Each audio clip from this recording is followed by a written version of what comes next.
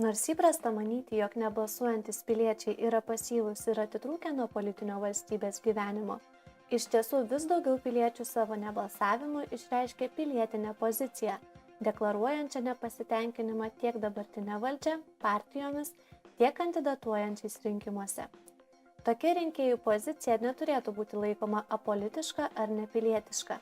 Demokratinėje valstybėje kiekvienas turi teisę išreikšti savo nuomonę.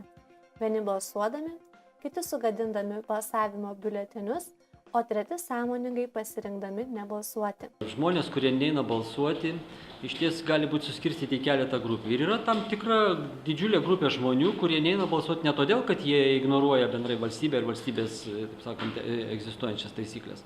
Jie neina balsuoti dėl labai aiškios priežasties. Jie tikrai nemato savo kandidato.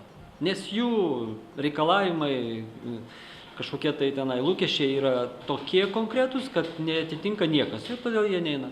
Nebalsuodami piliečiai pateikia savotišką protestą prieš dabartinę politinę santvarką ar partijas.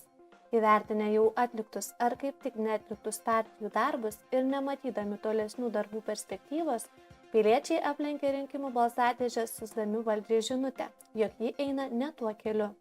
Daugelis nemato kažkokių tai skirtumų tarp pačių politinių partijų ir jų priimamų sprendimų, ar būna vieni arba kiti, tai niekas kaip ir nesikeičia ir kada nemato savo kažkokio tai indėlio arba kad jų kažkokius tai poreikius yra atsižvelgiama iš politinių partijų pusės, tai taip pat, sakykime, nusisuka ir galvoja, kad nereikia mums eiti ir toliau balsuoti.